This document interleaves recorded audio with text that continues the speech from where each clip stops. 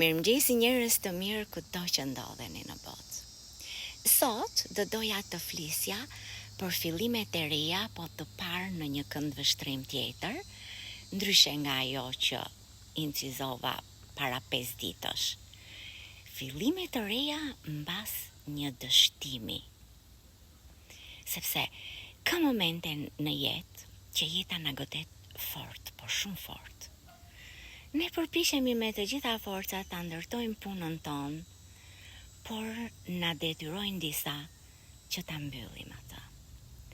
Ndërtojmë jetën tonë, por dikush ndahet nga jeta dhe na lë dhimbje shumë të fortë. Ndërtojmë dashurinë tonë, por dikush futet në mes dhe personi yt të tradhton dhe largohet me dikë tjetër duke të zhgënjur. Por çdo humbje, çdo dhimbje apo çdo zhgënjim nuk erdhi tek ne për të na ndalur, po për të na treguar se sa të fortë jemi ne brenda vetes tonë. Aty ku ne mendojmë se nuk do ngrihemi më, aty ku ne jemi shumë të thyer brenda në shpirtin tonë, aty nis ajo forca jote e vërtet. Mos harro se çdo fund është një fillim i ri për ta rindërtu ti jetën tate, po për ta rindërtu me më shumë mençuri dhe me më shumë besim dhe dashuri për veten tate. Sepse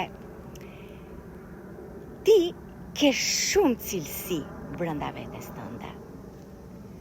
Por këto situata të bëjnë të kuptosh që ti duhet t'i nxjerrësh dhe të tregosh se kush je. Ngrihu atëherë. Ngrihu edhe nëse të dridhet shpirti nga dhimbja, nga zhgënjimi, apo nga çdo gjë tjetër që ta ka krijuar jeta. Bëje hapin e parë, edhe nëse ty të duket që ajo rrugë është e turbullt. Hec në ta, je i fort, sepse i fort nuk është ai që nuk bie asnjëherë, por është ai që ngrihet çdo herë edhe me më shumë dritë në shpirtin e tij. Unë po ju pyes tani, cila ka qenë hera juaj e fundit kur jeta ju rrëzoi, por ti zgjodhe përsëri të ngrihesh dhe të tregosh që je i fort. Kjo ishte sot tema që desha të ndaja me ju, dhe do doja shumë që t'ju falenderoja që më ndiqni dhe që jeni bërë pjesë e jetës time. Shihemi në videot e ardhshme.